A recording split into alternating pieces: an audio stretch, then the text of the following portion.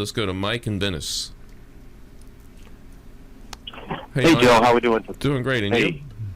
Good, sir. Good. I was sort of compelled to call you because my aunt, who had passed away, had a trust, and she left the funds. In the trust left monies for her grandson, who is the trustee, I would think. Then handles the distribution, and then her stepson, and then my mother and my mother's sister, her two sisters, which are my mother's 92 and my other aunt is, say, 89, just to give you an idea. They're up in age, but what we've come to learn is that he had an initial attorney here in Florida. He's out of Michigan, but because the trust is in Florida, he hired an attorney in Florida here, and it came down to the point, I think, there was $200,000 that my aunt had in investments, and then another $300,000 she had in her estate. So when the first attorney he went to, I think her grandson is being a little slippery about this, because what he's done is the first attorney actually fired him as a client, because I don't think he was holding up to his fiduciary duties to execute, the trust as it was written, because the first go around that we received did not include the mortgage on the house that my aunt had left him. The second time we received documents. Well, what do you mean didn't include? Mike, this sounds like too much of an involved question doing a short 1 or 2 minute question and answer on a radio show. Gotcha. If you could summarize your question into a sentence or two, that would be great. Okay. But basically, a mortgage, if a house is left, if a house is in a trust and left to someone, it can be distributed to the person, but it'll still be subject to the mortgage unless the trust says to pay the mortgage off. That doesn't happen. Gotcha. Is that the question?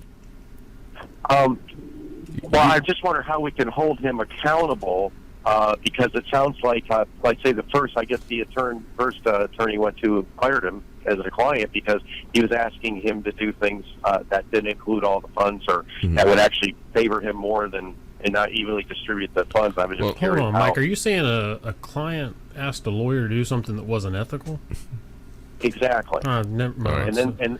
Well, Mike, let me say this. Every beneficiary is entitled to a full accounting of what's in the trust and what assets, what bills have been paid, and what their distribution is going to be. If any beneficiary questions whether this is valid accounting, they should have their own attorney to challenge that, and that can be done by going through the other attorney or even maybe going to court. So every beneficiary has a right to a true and proper accounting and a proper distribution of the estate. And if you've done everything you can do yourself, then it's time, and with no good result, then it's time to get an attorney to help you. And Patrick, why don't you add anything you like to that, and then we'll let hopefully Mike get some help there. Yeah, Mike, create a paper trail. So all your correspondence with whomever, if you're speaking to the trustee or the trustee's attorney, just create a paper trail.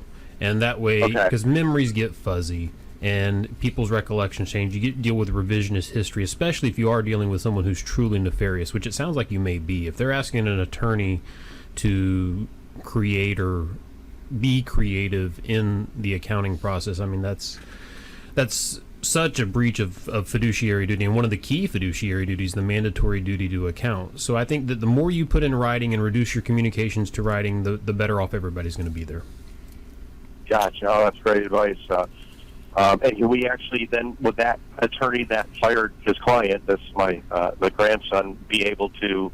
Would he be the way? Well, you think he might be the one that, since he has fired? Who's the trustee? The grandson? Yes. So the attorney basically said he didn't want to he didn't want to help. He didn't want to be the grandson's attorney for the trust administration. Exactly. And so then the grandson went to hire another attorney.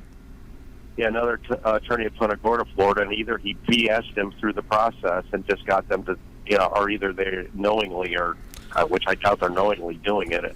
It's not worth it, I would think. Well, the bottom line is every beneficiary has a right to a proper accounting, and trustees can be removed. The judge or court can compel proper accountings. The court can do lots of freeze accounts, can do a lot of things until this gets earned out. So.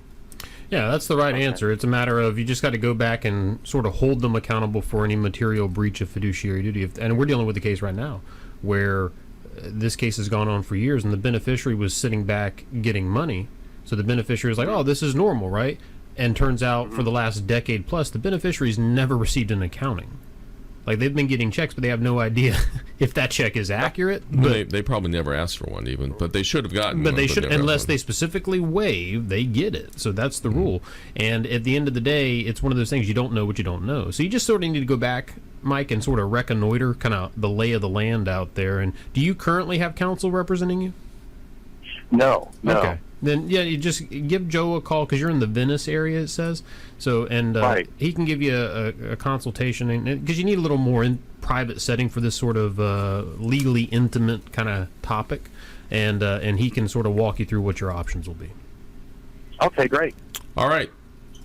All right, guys. Thanks for listening. Have a great All right. day. Thank you too, Mike.